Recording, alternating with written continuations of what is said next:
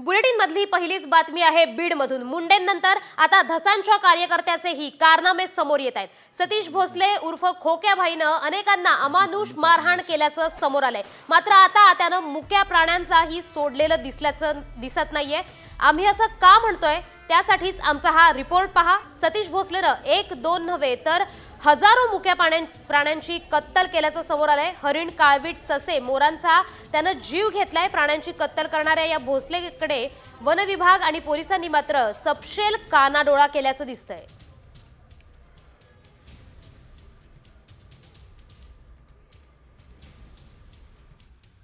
19 तारखेला ते हरणं धरायची जाळी लावली होती। मी संडासला गेलो होतो त्यावेळेस ती जशी पारची होती ते आली म्हणलं कमून लावली जाळी, तर त्यांनी म्हणले तुला काय करायची, तू कोण विचारणार। म्हणलं मी मोबाईलची शूटिंग करीन, मी वनरक्षकाला मी कळीन पोलीस लोकायला, पण मारहाण करीनच का, पण परत पुन्हा येईन दुसरे लोक बोलून घेऊन 2 गाड्या घेऊन इतकं मरणाचं मारलं त्याने आम्हाला, इतकं बिनसूत केलं। आणि त्याने ते एक हरण धरलेलं होतं ते पण घेऊन गेले। दिलीपचे दात पडले, पोट तुटला आहे आणि दवाखान्यात असताना एखादा पोलीसवाला तिथं आला नाही। SP ऑफिसमध्ये गेलं तर हाकून लावलं आहे। तर आका म्हणजे सूर्यधस आका काय झाकून राहत नाही। आता ते 100% सूर्यधसनी करायला लावलेलं आहे। सतीश भोसलेनं कुठे आणि किती प्राण्यांची कत्तल केली आहे पाहूयात ग्राफिक्सच्या माध्यमातून। सतीश उर्फ खोक्या भोसलेकडून हजारो प्राण्यांची कत्तल करण्यात आली आहे। आष्टी, शिरूर आणि पाटोदा परिसरात 200हून अधिक हरणांची त्याने शिकार केली आहे। आष्टी, पाटोदा, शिरूरमध्ये 200हून अधिक सशांचीही त्याने कत्तल केली आहे। सतीश भोसलेकडून आतापर्यंत 200 काळविटांचाही जीव घेतला गेलाय। खोक्याभाईला मोरांच्या शिकारीचाहीच शौक आहे। 50हून अधिक मोरांची त्याने कत्तल केली आहे। तर दरम्यान या प्रकरणात काही सवाल उपस्थित झालेत, पाहूयात ग्राफिक्सच्या माध्यमातून। हजारो प्राण्यांची कत्तल वनविभागाला माहीत कशी नाही असा सवाल सामने विचारलाय। वनविभागातील अधिकारी कर्मचारी सतीश भोसलेवर मेहरबान आहेत का असाही सवाल आता उपस्थित होतोय। खोक्याभाईच्या प्रतापाची माहिती असेल तर गुन्हा दाखल का केला नाही असाही सवाल उपस्थित होतोय। गुंडगिरी करणाऱ्या सतीश भोसलेचा आका कोण हा एक महत्त्वाचा सवाल आता उपस्थित होतोय। सतीश उर्फ खोक्याभाईला अटक तरी कधी करणार असाही सवाल उपस्थित झालाय।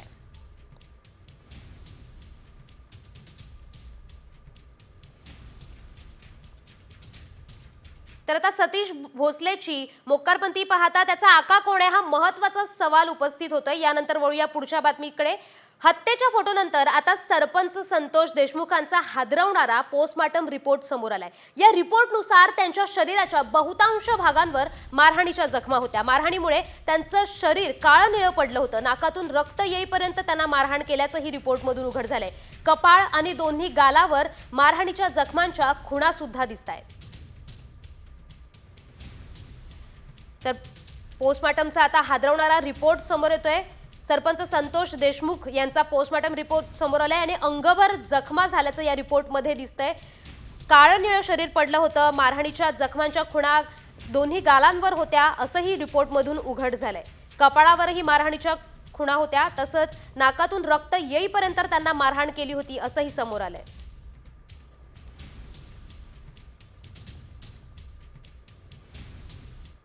तर महिला दिनाच्या पार्श्वभूमीवर राज्य सरकारकडून महिलांना मोठी भेट मिळणार आहे। आज लाडकींच्या खात्यात पैसे जमा होणार आहेत। आजपासून हप्ता मिळणार आहे। फेब्रुवारी आणि मार्च महिन्याचे 2 हप्ते एकत्र मिळणार आहेत। लाडकींच्या खात्यावर 3000 रुपये जमा होणार आहेत। तर महिला दिनानिमित्त लाडक्या बहिणींना गिफ्ट दिलं जात आहे। आजपासून फेब्रुवारी मार्च या 2 कॉमस्कोर नुसार आता isakal.com आहे देशातील नंबर 1 ची मराठी न्यूज वेबसाईट। 2 महिन्यांचे हप्ते जमा व्हायला सुरुवात होणार आहे। महिला दिनाच्या पार्श्वभूमीवर सगळ्या लाडक्या बहिणींना गिफ्ट दिलं जात आहे। औचित्य साधून फेब्रुवारी आणि मार्च महिन्याचा जो एकत्रित हप्ता आहे 3,000 इतक्या सन्मान निधीचा हा आज आपण महिलांच्या थेट खात्यामध्ये वितरित करत आहोत. आम्ही ह्या दोन्ही महिन्याचा लाभ आज महायुतीच्या सरकारच्या माध्यमातून राज्याचे मुख्यमंत्री आणि दोन्ही उपमुख्यमंत्री यांच्या सूचनेनुसार आज सुरुवात केलेली आहे. पाहूया एक विशेष रिपोर्ट. लाडक्या बहिणींना 3,000 मिळणार नाहीत. नेमक्या कोणत्या बहिणींना हप्ता मिळणार नाही जाणून घेऊयात 60 सेकंदात बातमी.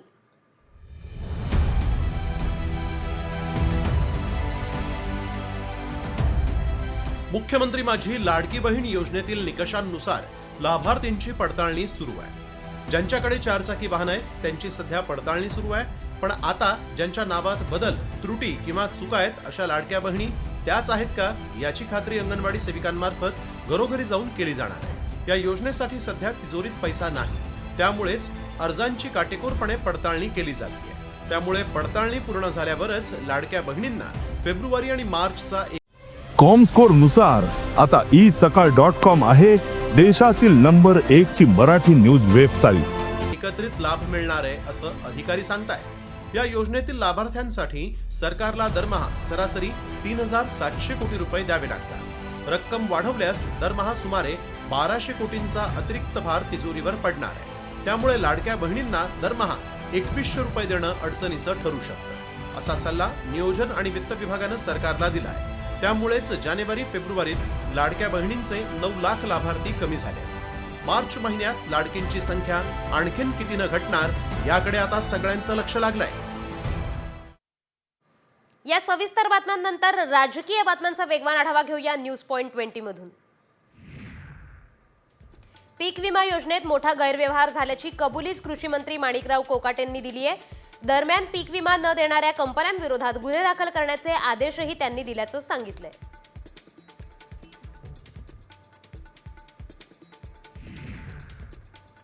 देवेंद्र फडणवीसांनी एकनाथ शिंदेंना आणखी एक धक्का दिलाय. राज्यात केंद्राच्या धर्तीवर स्थापन करण्यात आलेल्या मित्र या संस्थेच्या उपाध्यक्षपदावरून अजय आशर या वादग्रस्त बिल्डरला बाहेरचा रस्ता दाखवलाय. आता या जागेवर 3 नव्या उपाध्यक्षांची निवड करण्यात आली आहे.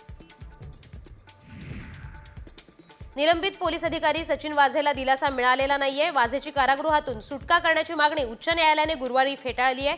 उद्योगपती मुकेश अंबानी यांच्या निवासस्थानाबाहेर स्फोटके भरलेली कार उभी करणे आणि ठाण्याचे व्यापारी मनसुख हिरेन हत्येप्रकरणी वाझेला अटक करण्यात आलेली.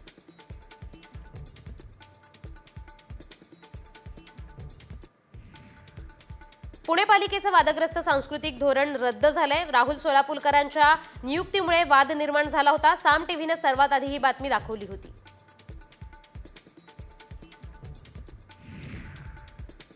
पिंपरीत कायदा सुव्यवस्था राखणाऱ्या पोलीस शिपायाचा भर रस्त्यात धिंगाणा पाहायला मिळालाय. बर्थडे सेलिब्रेशनसाठी एका पोलीस शिपायाने थेट पोलीस स्टेशनच्या दारातच धिंगाणा घातलाय. पोलीस शिपाई प्रवीण पाटीलने हा प्रताप केलाय. या गोष्टी आता पोलिसांकडूनच होत असतील तर कायदा सुव्यवस्थेचं काय असा सवाल आता उपस्थित होतोय. क्रिकेटर रोहित शर्मा जिथे क्रिकेट शिकला तो टर्फ म्हाडाने तोडलाय. मुंबईतल्या स्वामी विवेकानंद शाळेला टर्फ हटवण्यात आलाय. 29 वर्षापासून रोहित शर्माचे कोच दिनेश लाड तो टर्फ वापरत होते.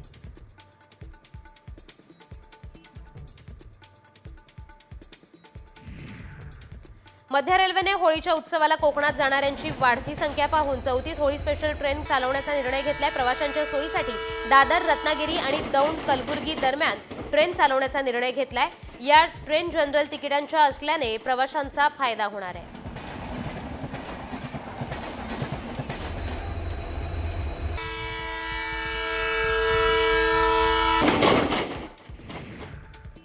गेल्या 8 दिवसांपासून खराडी, वडगाव, शेरी आणि विमाननगर परिसरात पाणी टंचाई निर्माण झाली आहे. तसेच काही ठिकाणी दूषित आणि कमी दाबाने पाणी पुरवठा होतोय. अधिकारी पाण्याच्या टाक्या भरण्याऐवजी टँकरने पाणी पुरवठा करायला प्राधान्य देत असल्यामुळे नागरिक संतप्त झाले.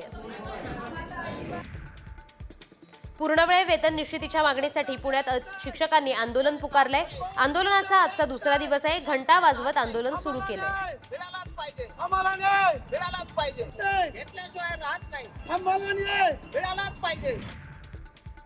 शासकीय आश्रमशाळेत समग्र शिक्षाच्या धर्तीवर शासकीय आश्रमशाळेसाठी शिक्षक भरती करण्यात येते। संगणक, क्रीडा आणि कला या विषयांच्या एकूण 1,500 पदांसाठी निविदा काढण्यात आली आहे। त्यासाठी शासनाकडून 21 कोटी रुपयांच्या निधीची तरतूद करण्यात आली आहे।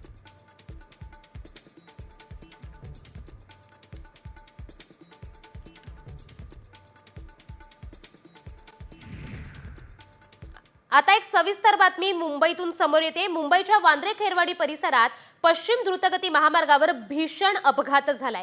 भरधाव कारनं दुचाकीला धडक दिली आणि या अपघातात दुचाकी स्वारांचा मृत्यू झालाय। मानव पटेल आणि हर्ष मकवाना अशी मृतांची नावं आहेत। या प्रकरणी खेरवाडी पोलिसांनी चालक सिद्धेश बेलकरसह अवनीश मौर्य, ओम नागवेकर, प्रशांत यादव या चौघांना अटक केली आहे। तर मुंबईतून अपघाताची बातमी समोर येते। 2 तरुणांचा या अपघातात मृत्यू झालाय। कारची दुचाकीला जोरदार धडक बसली आणि दोन्ही चालकांचा यात मृत्यू झालेला आहे।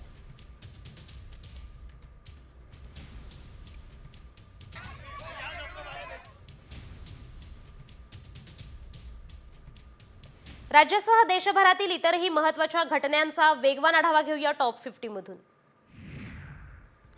सांगली जिल्ह्यातली आष्टा ते सांगली दरम्यान मार्गावर शिवशाही बसमध्ये 24 वर्षीय तरुणीचा विनयभंग झालाय। बसच्या सीटमध्ये हात घालून नराधमाने तरुणीशी अश्लील चाळे केलेत। प्रकरणी आरोपीला पोलिसांनी ताब्यात घेतलंय।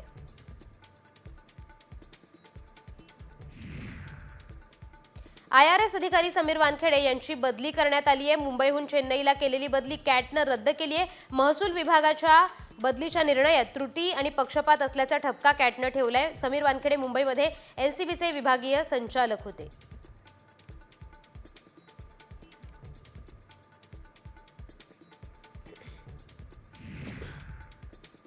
बारामतीमध्ये हॉटेलच्या किचनमध्ये आग लागली आहे। आग वरपर्यंत गेल्यानं भीतीचं वातावरण निर्माण झालं। मात्र यामध्ये कोणतीही जीवितहानी झालेली नाहीये। नगर परिषदेच्या अग्निशमन दलाने सतर्कता बाळगून आग विझवली आहे। तर महाराष्ट्र जनतेला महाराजांची शपथ आहे, तुम्ही त्या तुमच्या लोकप्रतिनिधींना जाब विचारा फक्त। आणि सातत्यानं ही जी भूमिका महापुरुषांच्या बद्दल ते एकाच विचारधारेच्या लोकांकडून जास्त वेळ झालेली आहे। आणि हे बघा, विचारधारेचं सरकार आहे, ते त्यामुळे विचार नाही विचारधारा म्हणण्यापेक्षा ती विचारधारा ही विकृत लोकांची विचारधारा आहे। ते कुठल्या जातीतले नाही, ते कुठल्या पक्षातले नाहीये, फक्त विकृती। आता कोरटकर तर सगळ्या भाजपच्या नेते, हा कोरटकर झाला, तो राहुल झाला, सगळे RSS आणि त्या भाजपचे नेते, ऐकून घ्या कोरटकर झाला, समाजातला कुठलाही व्यक्ती असं महाराजांबद्दल आबू आझमी झाला, हे झालं। उद्या मला सांगा, हे नाव आहेत, तुम्ही लक्षात घ्या। कोरटकर हा तो ते ही नाव, जर हे नाही केलं तर उद्या अनिल होईल। कॉमस्कोर नुसार आता isakal.com आहे देशातील नंबर 1 ची मराठी न्यूज वेबसाईट। गोम्या होईल कोणी पण होईल ना। या सगळ्यांवरती गुन्हे दाखल करावेत असं वाटत नाही का मला? नाही, गुन्हे दाखल करावेत नाही, त्यांना गुन्हे तेच सांगतो ना। हा कायदा एकदा झाला ना परत कोणी धाडस करणार नाही ना। नॉन बेलेबल ऑफेन्स सांगितलंय, 10 वर्ष किमान इम्प्रिझनमेंट विथ मॅक्सिमम फाईन। जे तुम्ही अट्रॉसिटीज किंवा बाकीच्या बाबतीत तुम्ही हे लागू करताना मग करा ना। कारण की या शेवटी एक लक्षात घ्या, महाराजांनी, शहाजी महाराज असतील, राजमाता जिजाऊ असतील, संभाजी महाराज यांनी आयुष्य वेचले हो।